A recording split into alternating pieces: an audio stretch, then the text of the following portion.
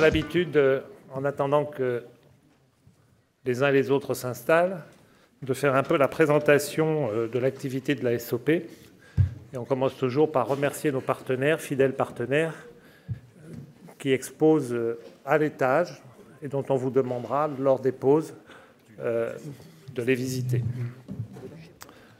Donc, au programme cette année, la prochaine journée aura lieu en juin. C'est une journée qui va traiter en fait des protocoles, de nouveaux protocoles que l'on peut instaurer en passant des systèmes analogiques aux systèmes numériques.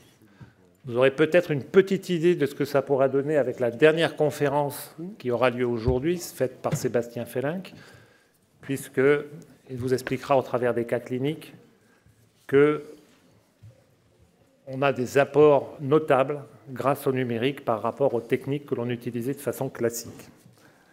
Je vous incite à vous inscrire.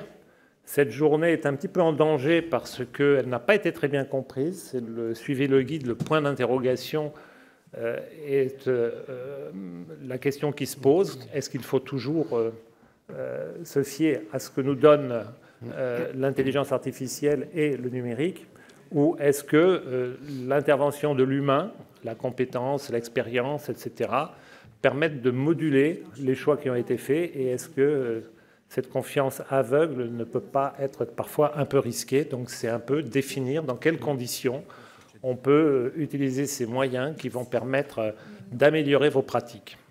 C'est une journée qui aura lieu, je le rappelle, non pas ici à la Maison de la Chimie, on expliquera pourquoi plus tard, lors de l'Assemblée générale, qui se tiendra à midi, se tiendra donc à l'Espace Saint-Martin, qui dispose d'un très bel amphithéâtre, mais évidemment qui n'a pas le même prestige que le lieu ici, puisqu'on se retrouve dans le quartier des Halles. Mais on a l'habitude de se rendre pour de nombreux cycles dans cet endroit, et il offre toutes les possibilités pour faire des présentations et des journées dans des conditions parfaitement adaptées. Donc cette journée, elle était sous la responsabilité de Benjamin Darmon, et vous reconnaîtrez un certain nombre de conférenciers. Le premier guide, c'est un guide de haute montagne qui nous expliquera comment, en haute montagne, effectivement, on peut être amené à se fier à certains systèmes ou à limiter. Donc il fera un petit parallèle, et j'espère que ça sera concluant. On parlera de chirurgie, on parlera d'orthodontie, les aligneurs. Est-ce que les aligneurs font le travail tout seuls, ou est-ce qu'il faut un peu d'intervention humaine? Et puis on parlera aussi d'économie tissulaire grâce au guide. Nous aurons ensuite en octobre une belle journée sur l'espace interdentaire, un vrai sujet, parce qu'aujourd'hui, ce thème que nous avions traité il y a une vingtaine d'années se réactualise avec les implants, et puis avec également de nouvelles techniques d'hygiène, et puis tous les soucis d'ordre esthétique que l'on peut avoir avec le rapport entre le rose et le blanc, par exemple. Et dans cette journée, nous aurons 4 conférenciers que vous connaissez bien, à savoir David Nizan, Martin Briand, Sandrine Lorimier, qui est donc professeure d'université à Reims, et donc Catherine Galetti. Rapidement, les erreurs en endodontie, ça sera pour la rentrée, en janvier 2024. Et puis, nous avons, comme d'habitude, un certain nombre de cycles à vous proposer, dans lesquels il est nécessaire parfois de s'inscrire un petit peu tôt, comme par exemple en endodontie. Session du cabinet, gestion et valorisation du cabinet, ce sont les cycles qui sont les prochains à ouvrir dans le mois. Et puis ensuite, nous avons quelque chose de nouveau, c'est une masterclass érosion et usure que Bertrand Terville met en place, et nous essayons de l'inscrire au DPC. Donc ceci peut permettre aux uns et aux autres de mettre en pratique peut-être des choses que vous aurez vues aujourd'hui avec Sébastien. En paro, nous avons une équipe qui fait ce cycle depuis 10 ans maintenant, avec Benoît Brochery et Philippe Rozek. C'est de la paro basique que l'on vous explique, à savoir le geste qui permet de préserver des dents et de les faire durer.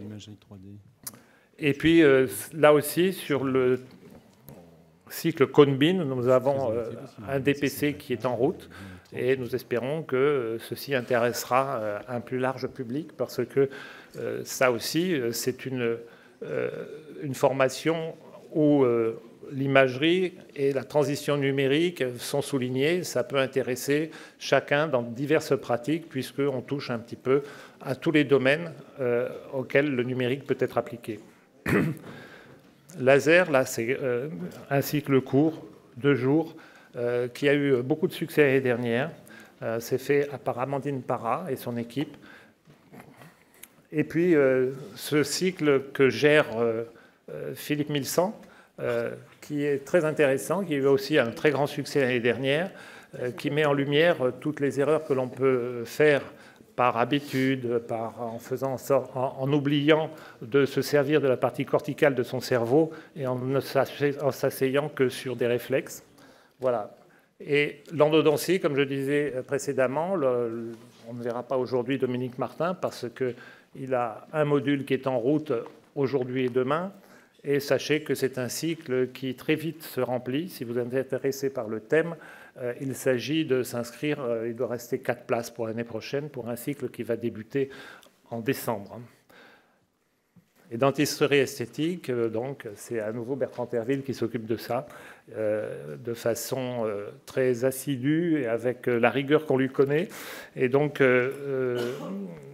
il fait intervenir différentes équipes, toutes meilleures les unes que les autres, pour faire un panorama complet du problème de dentisterie esthétique, que ce soit pour les secteurs antérieurs ou pour les secteurs postérieurs. Voilà à peu près l'ensemble de la présentation que j'avais à faire concernant le sujet. Maintenant, on va parler de ce qui nous concerne aujourd'hui, à savoir le bruxisme. Donc c'est une journée que j'ai souhaitée, parce que, à force de suivre le cycle d'occlusion et d'entendre Jean Daniel et d'autres qui interviennent dans ce cycle, eh bien, on s'est rendu compte qu'il y avait un vrai sujet. Et puis, de tout temps, chaque fois qu'on a parlé de ce thème-là, ça a été un succès, ça attire du monde, la preuve.